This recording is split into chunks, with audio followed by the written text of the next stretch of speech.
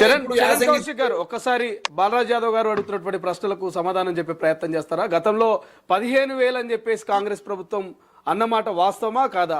ఎందుకు ఈ 2 నెలలు అవుతున్నా కూడా ఎందుకు ఈ రైతు భరోసా పట్ల ఆలస్యం చేస్తోంది? అంటే రైతుల పట్ల నిర్లక్ష్యం వహిస్తుందా కాంగ్రెస్ ప్రభుత్వం అంటే ఏం చెప్తారు?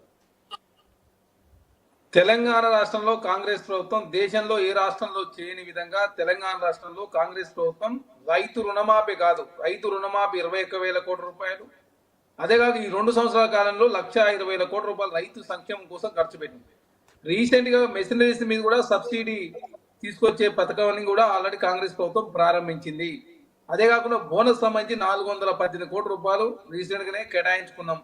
అదే కాకుండా ఇక్కడ ఏదైతే రైతు బంధు సంబంధించి ఎందుకు లేట్ అవుతావు అంటే మ్యాపింగ్ జరుగుతూ ఉంది. ఎందుకంటే నిజమైన రైతులకు లబ్ధి జరగాలి.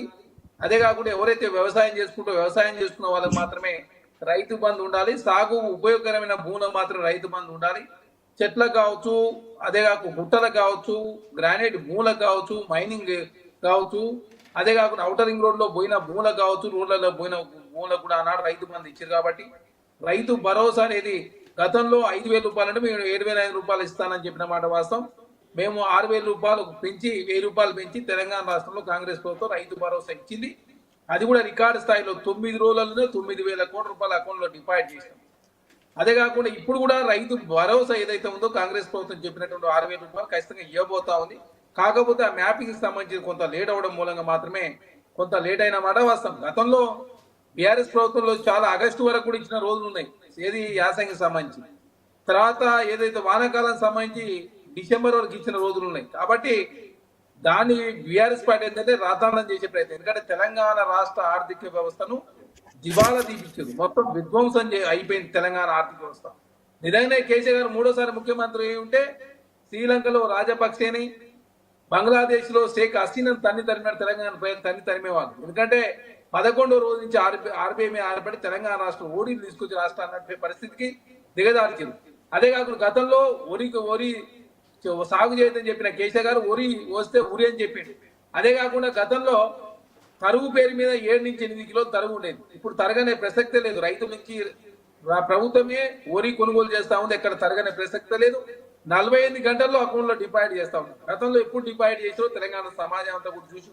కాబట్టి ఏ అంశం విషయంలో కాంగ్రెస్ పార్టీ తోటి బీఆర్ఎస్ పార్టీ పోల్చుకున్నా ఖచ్చితంగా కాంగ్రెస్ పార్టీ ప్రజాధనం వృధా కాకుండా రాష్ట్ర ఆర్థిక వ్యవస్థను గాడిలో పెట్టే ప్రయత్నంలో. అంటే చరణ్ కౌశిక్ గారు, మీరు ప్రధానంగా కాంగ్రెస్ పార్టీ అధికారంలోకి వచ్చి 2.5 సంవత్సరాలు కావస్తోంది. అంటే ఈ 2.5 సంవత్సరాల కాలంలో రైతు భరోసా పేరుతోటి కాంగ్రెస్ ప్రజాధనం వృధా చేసిందా? ఎందుకంటే ఇప్పుడే మీరు డిజిటల్ సంబంధించిన సర్వే అంటున్నారు, ఇప్పుడే అసలైనటువంటి రైతుల గుర్తింపు చేయాల్సినటువంటి అవసరం ఉందంటున్నారు. అంటే ఇన్ని రోజులు అసలైన రైతులకు మీరు డబ్బులు వేయలేరా? అంటే మిగతా రైతులకు కూడా వేసేసిరా? సో ఒరిజినల్తో పాటు ఫేక్ రైతులకు కూడా మీరు డబ్బులు ఇచ్చిరా? ఎందుకు అంటే ఒక ప్రణాళికాబద్ధంగా పోతున్న కాంగ్రెస్ ప్రభుత్వము మీ అందరికీ తెలుసు అంటే ఏ టైంలో నాట్లేస్తారు, ఏ టైంలో కోత కోస్తారని ఒక క్లారిటీ ఉంటుంది. సో వ్యవసాయ శాఖ మంత్రికైనా రాష్ట్ర ప్రభుత్వానికైనా. సో ఇంత టైం ఉన్నప్పుడు ఒక 6 నెలల గ్యాప్ ఉంటుంది. ఒక పంట చేతికి వచ్చి మళ్ళీ పంట వేయాలంటే ఒక 6 నెలల గ్యాప్ ఉంటుంది. ఈ 6 నెలల గ్యాప్లో ఎందుకు అన్ని రకాల సర్వేలు కావచ్చు, లేకపోతే అన్ని రకాల ఎలిజిబుల్ రైతులను ఎందుకు ఐడెంటిఫై చేయలేకపోతుంది? ఎందుకు ఇంత ఆలస్యం చేస్తుంది? సార్ ఇక్కడ చాలా ధరణి, ఎందుకంటే గతంలో కేసీఆర్ ధరణి పేరు మీద పెద్ద ఎత్తున తెలంగాణ రాష్ట్రంలో ఈ రికార్డులన్నీ కూడా చాలా అసంబద్ధంగా ఉండడం, లెక్కలలో తేడాకు ఆన్లైన్లో ఉన్నదానికి ప్రత్యక్షంగా ఉన్నదానికి లేదు, ఎంఆర్ ఆఫీసులో కావచ్చు, రికార్డు విఆర్ఓ ఆఫీసులో కావచ్చు ఉన్నటువంటి రికార్డులకు చాలా వ్యత్యాసాలు ఉండడం. అదే కాకుండా చాలా ఏదైతే విఆర్ వ్యవస్థను ఆనాడు కేసీఆర్ ప్రభుత్వంలో నిర్వీర్యం చేయడం, రకరకాల సమస్యల మూలంగా కొంత లేట్ అయిన మాట వాస్తవం. దానిలో భాగంగా భూభారతి తీసుకొచ్చి తెలంగాణ రాష్ట్రంలో ప్రతి జిల్లాలో 2 ట్రిబ్యునల్స్ ఏర్పాటు చేసే విధంగా, జిల్లా స్థాయిలో సమస్యలు పరిష్కారమయ్యే విధంగా, ప్రతి అంశానికి సీసీఎల్ఏ దగ్గర రాకుండా పరిష్కరించే ప్రయత్నంలో భాగంగా ప్రభుత్వం ముందుకు పోయే ప్రయత్నంలో భాగంగా డిజిటల్ మ్యాపింగ్ కావచ్చు, డిజిటల్ సర్వే కావచ్చు, ధరల బేస్లో తీసుకొచ్చిన భూభారతి కావచ్చు. అదే కాకుండా ఏదైతే గతంలో అవకతవకలు జరిగి చాలా 10 లక్షల మంది ఏదైతే ఇబ్బంది పడరో అవన్నీ కూడా పరిష్కరించే ప్రయత్నంలో ముందుకు పోతా ఉంటే రకరకాల సమస్యలు, టెక్నికల్ సమస్యలు కూడా వస్తున్నప్పుడు కొంత లేట్ అవుతాం. దానిలో భాగంగా ఈ ప్రక్రియలో కొంత లేట్ అయిన మాట వాస్తవం, కానీ దాన్ని కాంగ్రెస్ పార్టీ ఒప్పుకుంటూనే ఉన్నాం. ఖచ్చితంగా నిజమైన లబ్ధిదారులకు మేలు జరగాలంటే ఖచ్చితంగా మ్యాపింగ్ జరగాలి.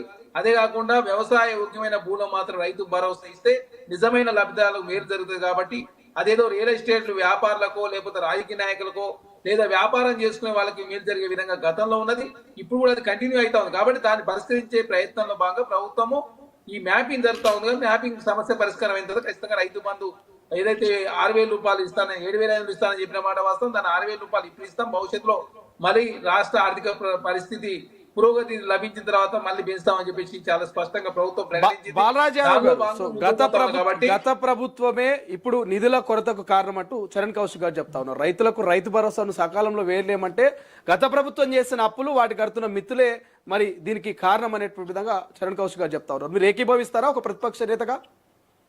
ఇప్పుడు కాంగ్రెస్ పార్టీ తీరు చరణ్ కౌశిక్ తీరు ఎట్లుందంటే నోటితో మాట్లాడడం నొసలతో ఎక్కరించడం అనే సందంగా ఉన్నది. ఒకవైపు నోటితో మీరు ఏం మాట్లాడారు ఆ రోజు, ఇన్ని రకాల అంశాలు మీరు పెట్టినారు, 6 గ్యారెంటీలు అని చెప్పినారు. 6 గ్యారెంటీలలో రైతు భరోసాలో 3 అంశాలు పెట్టినారు.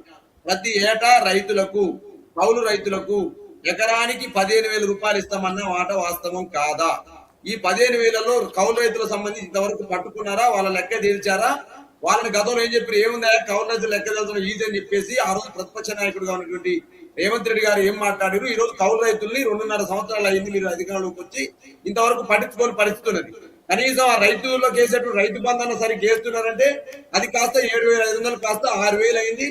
6,000 కూడా మీరు వచ్చిన అధికారంలో వేయాల్సిన ఎన్నిసార్లు వేయాలి, ఎన్నిసార్లు ఎగ్గొట్టాలనే అంశాన్ని స్పష్టంగా ప్రజల కళ్ళ ముందున్నది. ప్రతిపక్ష పార్టీని అడుగుతున్నాం. వ్యవసాయ కూలీలకు 12,000 అన్నారు, ఆ 12,000 కూడా సగం ఇస్తున్నా లేదా ఒక్కసారి మీరు ఆలోచన చేయండి. వరి పంటకు కింటాకు 500 బోనస్ అన్నారు. బోనస్ అనేది ఒక బోగస్ గా మారింది, బోనస్ అనేది ఇవ్వట్లేదు. అంటే రైతులకు ఇచ్చిన ఈ 3 కూడా ఇలా దగా అయిపోయింది కాంగ్రెస్ పార్టీ. కాబట్టి మాట్లాడడం వేరు, అమలు చేయడం వేరు. అంటే మనం బీఆర్ఎస్ పార్టీ కొంత అప్పులు చేసింది అని మాట్లాడుతున్న వీళ్లకు గతంలో రేవంత్ రెడ్డి గారు ఎంపీగా పనిచేసినారు, ఎమ్మెల్యేగా పనిచేసినారు. ఇవాళ మీ ప్రభుత్వంలో ఉన్నటువంటి తుమ్మల నాగేశ్వరరావు గారు కావచ్చు, పొంగులేటి శ్రీనివాసరావు కావచ్చు, పొంగులేటి శ్రీనివాసరెడ్డి గారు కావచ్చు, బట్టిక్రమార్క గారు కావచ్చు, మీ దగ్గర ఉన్నటువంటి క్యాబినెట్ మినిస్టర్లు అందరూ కూడా గతంలో ఎమ్మెల్యేలుగా మంత్రులుగా పనిచేసిన వాళ్ళు ఉన్నారు కదా. మీ ముఖ్యమంత్రి కూడా మంచి ఎమ్మెల్యేగా పనిచేసింది కదా. వారి ద్వారా రాష్ట్ర బడ్జెట్ ఏంటి, రాష్ట్ర నివేదికలు ఏంటి, రాష్ట్ర సంబంధించినటువంటి ఆర్థిక పరిస్థితి అనేది, మరి ఆర్థిక పరిస్థితి ఆ విధంగా ఉండగా ఎందుకు 420 హామీలు ఇచ్చినారు? పోయి బుక్కులు పెట్టి ప్రజలకు రకరకాల హామీలు ఇచ్చి గృహజ్యోతి అని ఇల్లు లేని ఇంటి అంటే ఇంటి స్థలం 5 లక్షలు ఇస్తామన్నారు.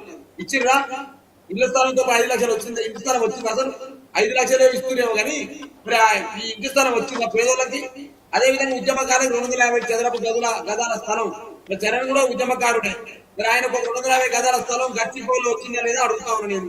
ఎందుకంటే వారు కాంగ్రెస్ పార్టీ అంటే బీఆర్ఎస్ కాబట్టి మాకు ఇవ్వకపోతే 250 చదరపు గదాల స్థలం.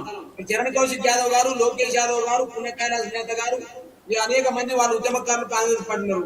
కనీసం వాళ్ళకన్నా వచ్చిన ఉద్యమకారులకు 250 చదరపు గదుల ఇంటి స్థలం, మహిళలకు 2,500 పుట్టారు ఇచ్చి రస్తారు. అది అదేవిధంగా నేనేమంటే ఇవాళ మీరు ఇస్తున్న 5 లక్షల విద్యా భరోసా కార్డు ప్రతి మండలంలో తెలంగాణ ఇంటర్నేషనల్ స్కూల్ అన్నారు. మరి ఇంతవరకు కూడా అటువంటిది లేదు. 4,000 పింఛన్ అన్నారు. ఈ 4,000 పింఛన్ వచ్చిందా సార్? మీరు ఏమంటే విజయనగర్ మీరు ఇచ్చినప్పుడు హామీలు ఇచ్చినప్పుడు ఈ రాష్ట్ర బడ్జెట్ గురించి తెలియదా? మీరు హామీలు ఇచ్చినప్పుడు ఈ రాష్ట్రంలో ఉన్నటువంటి ఆర్థిక పరిస్థితి తెలియదా? మరి ఎందుకు అట్లా మేము ఏమంటే బీఆర్ఎస్ పార్టీ అప్పుడు గొప్పగా మార్చిపోయిందని చెప్పేసాం. కేంద్ర ప్రభుత్వమే పార్లమెంట్ సాక్షిగా చెప్పింది బీఆర్ఎస్ పార్టీ చేసిన అప్పులు ఏందని చెప్పి క్లియర్ కట్ గా చెప్పింది. అయినా కూడా రోజు పాడిందే పాట అన్నట్టు రోజు అప్పు అని చెప్పేసి 7 లక్షల కోట్లు 8 లక్షల కోట్లు అని ఇవాళ సన్సెట్ చెప్పినట్టు చెప్తా ఉన్నారు. ఆ కేంద్ర ప్రభుత్వం ఏం చెప్పింది పార్లమెంట్ లో? మీ పార్లమెంట్ మన భారత రాష్ట్రం మన తెలంగాణ పార్లమెంట్ సభ్యుడు వేసిన క్వశ్చన్ కి స్పష్టంగా కేంద్ర ఆర్థిక సహాయ మంత్రి గారు పంకజ్ చౌదరి గారు చెప్తారు తెలంగాణ అప్పులకి అని. అయినా కూడా అబద్ధాలు మళ్ళీ పదే చెప్తా ఉన్నారు. మీరు అప్పులు చెప్పడం, ఇప్పుడు అబద్ధాలు చెప్పడం మానేసి ప్రజలకు మీరు ఇచ్చిన హామీలు అమలు చేయాలని చెప్పేసి బీఆర్ఎస్ పార్టీగా మేము డిమాండ్ చేస్తా ఉన్నాం. రైతాంగానికి ఇది ఒక దొరికిరాని కొయ్యగా మారింది రైతు బంధు. గతంలోనేమో రైతు బంధు అనేది రైతులకు చాలా